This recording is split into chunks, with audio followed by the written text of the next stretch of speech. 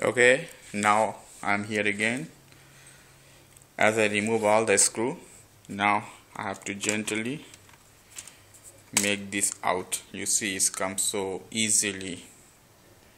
Okay, put this one side, and here is the notebook. Here are two RAMs, the CD player or the DVD one, and here is the hard drive. Okay, for removing the DVD from Sony VAIO notebook, we need to open all, and after this, here is the DVD.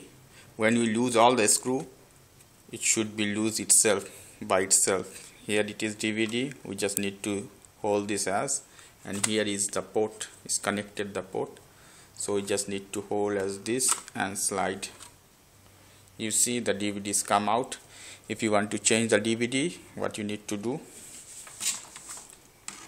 open all these joints, all this screw from four side, and if you have a new DVD, just put inside in this steel case and connect it back again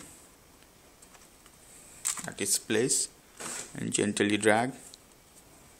It will be go inside fine, and cover it up, and that's all. Okay, thank you so much for watching. If you have more question about this, leave me some comment, and for more information, as always, go to Iris Communication, www.iriscommunication.com. Thank you again. Good night. Ciao.